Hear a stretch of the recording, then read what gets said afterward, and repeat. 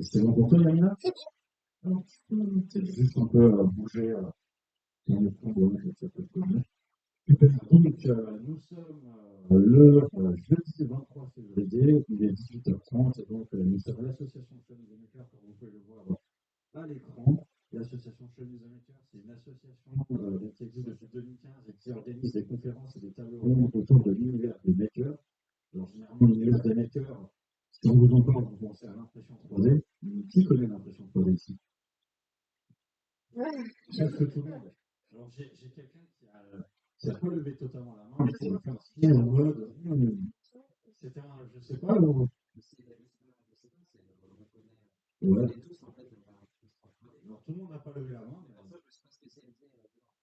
Donc, nous, notre association à la base, elle était donc sur plutôt le côté impression 3D.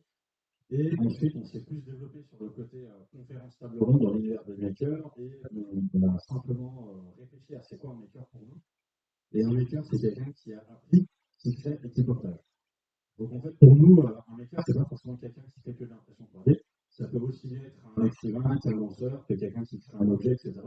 Donc c'est pour vous expliquer que ce soir, les intervenants que nous allons avoir sont des makers pour nous, mais ne sont pas forcément des gens spécialisés dans l'impression 3D. Donc depuis 2018, on organise des conférences et des tables rondes pour les makers. Donc ce sont des gens qui vont venir parler de leur passion, de leur connaissance, de leur projet, qui vont essayer un petit peu de partager avec les gens et aussi essayer de vous inspirer. Et donc aujourd'hui, nous sommes là pour parler des nouvelles technologies avec nos 4 intervenants que vous pouvez applaudir. Donc nous sommes avec Thomas de la société Kata Games qui est juste à côté de moi, Lucas de l'association Arrêtcraft qui est juste à côté de Thomas, Joris qui est juste à côté de Lucas, et c'est marrant parce que ça correspond exactement à ce que vous avez dit. Et donc Olivier qui sera en retard d'une quinzaine de minutes. Hein. Alors avant qu'on commence, évidemment, je tiens à remercier le Shadow de nous accueillir ce soir. Malheureusement, il n'y a plus personne du Shadow pour pouvoir parler du Shadow, donc très rapidement, le Shadow va s'adresser en Monténégro, 67 100 Strasbourg. C'est l'espace numérique de la ville de Strasbourg où vous pouvez venir retrouver des ateliers sur le numérique, sur la création de jeux vidéo, sur la création de contenu audio, etc. Vous avez la programmation qui est là-bas. Je pense que quelqu'un du Shadow l'aurait invité mieux que moi, mais c'est pas grave. Et donc, moi, je vous propose qu'on commence déjà par la présentation de nos intervenants. Donc, je suis juste à côté de Thomas, ou Thomas est à côté juste de moi. Je te propose, Thomas, de commencer par te présenter qui es-tu et qu'est-ce que Catalyst peut faire. Oui. Test, test. Très bien. Donc, bonsoir à tous et merci Lionel pour cette intro. Merci pour l'invitation aussi à cette soirée à la table ronde à laquelle je suis très content de participer parce que donc, les occasions ne sont pas si fréquentes que ça pour discuter de nouvelles technologies et c'est évidemment un domaine qui me passionne. Donc, qui suis-je? Thomas Ivasco, 37 ans. Je dirige actuellement un projet d'innovation dans le secteur logiciel. Et on peut dire que je suis spécialisé en informatique. Avant ça, j'avais entamé une carrière d'enseignant-chercheur. J'ai notamment travaillé à l'Université de Strasbourg. Et j'avais aussi fait un petit passage par de la création de jeux vidéo. Donc voilà, j'ai un parcours assez diversifié.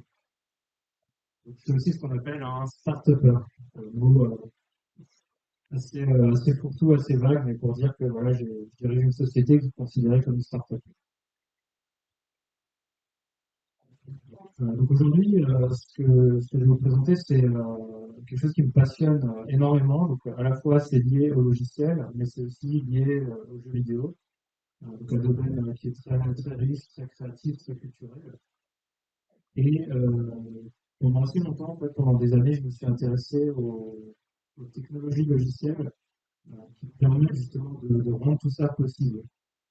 C'est vraiment tout ce qui concerne le processus de création, de comment est-ce qu'on aboutit, en partant d'une simple idée, étape par étape, comment est-ce qu'on aboutit à avoir un jeu vidéo auquel les gens peuvent jouer réellement, concrètement dans leur salon ou sur leur smartphone. Donc ça, c'est le processus de création du coup, j'ai trouvé des très belles illustrations sur Internet. Donc, en fait, j'ai préféré simplement vous les montrer. Parce qu'il y a des gens très talentueux pour faire des infographies. Donc, j'ai préféré m'appuyer sur leurs travaux.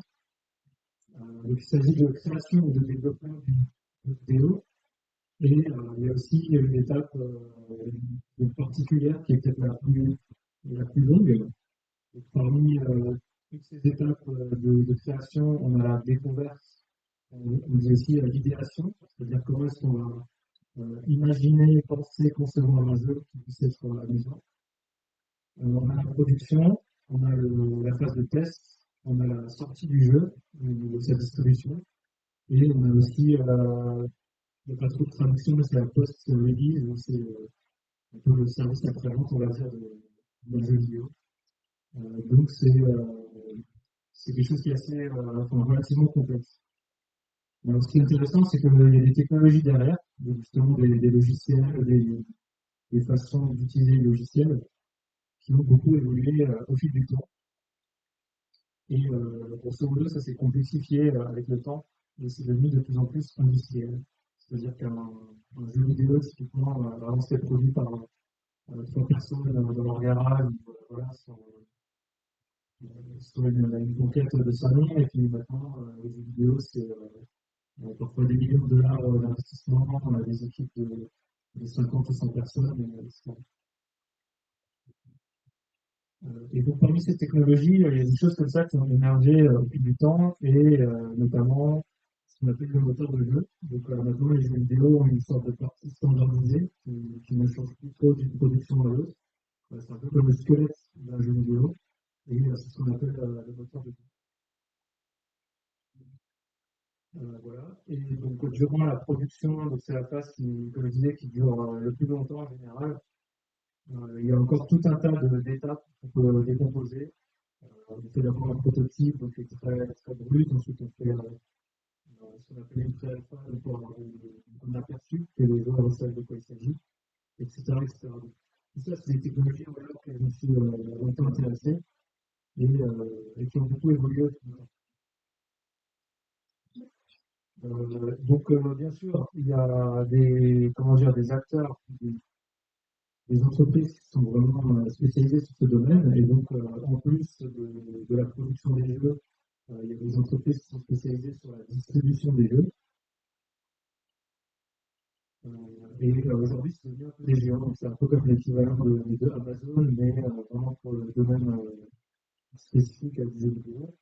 Et il y a par exemple des entreprises comme Steam, parce qu'il y a des gens parmi qui ont déjà entendu parler, qui connaissent Steam, juste pour voir. Ok, donc une bonne partie de la salle. Donc ça permet en fait de distribuer les productions des créateurs, les jeux vidéo, mais 100% dématérialisé. Tout se passe sur Internet. Voilà, donc là, il y a cette sorte de crédit, on reçoit les gens en téléchargement directement sur son ordi. Et donc c'est deux domaines qui sont finalement assez riches en opportunités économiques, on va dire. Donc il y a des entreprises qui font vraiment beaucoup d'argent, beaucoup d'activités là-dessus. Et il y a aussi, en plus de la distribution, donc l'idée de monétisation. Comment est-ce qu'on parvient à faire tourner le jeu de façon à ce qu'il rémunère tous les acteurs de cette industrie. Donc ça peut concerner le créateur du jeu, bien sûr, ça peut concerner un éditeur, ça peut concerner la plateforme de distribution elle-même. C'est vraiment un domaine, je parle pas dans un détail, c'est vraiment un domaine très très très riche. Il y a plein de technologies logicielles partout dans tous les coins et il faut savoir que ça évolue beaucoup en fait. Au fil on va dire, des 30 dernières années, les changements ont été assez bluffants. Voilà. Et donc en fait, aujourd'hui, je voulais aussi être présent pour parler d'un projet qui est en cours et qui se passe là, tout près localement, donc à Strasbourg. Il s'agit d'un projet sur lequel on travaille qui vient justement se positionner sur ce domaine des technologies logicielles et de la distribution. Donc l'idée, c'est de proposer une alternative face aux géants justement qui existent, à la Steam, des plateformes comme itch.io, etc., qui ont une façon de faire qui est très standardisée, mais aussi assez élitiste. C'est-à-dire qu'aujourd'hui, c'est difficile pour un petit créateur, donc en fait des gens qui ont euh, peu de moyens pour leur production, c'est difficile pour un petit créateur de jeu de traverser tout le processus que je vous ai montré tout à l'heure, qui est relativement long, relativement difficile.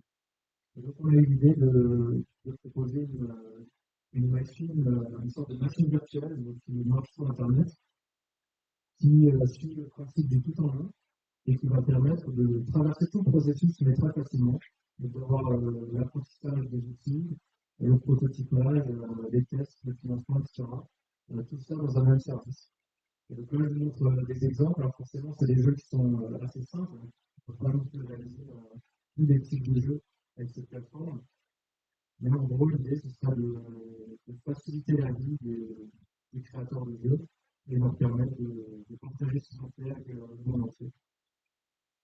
Voilà, dans quelques mots, c'est sur quoi je parle. Merci à toi, Thomas. Et donc, à côté, il y a Lucas.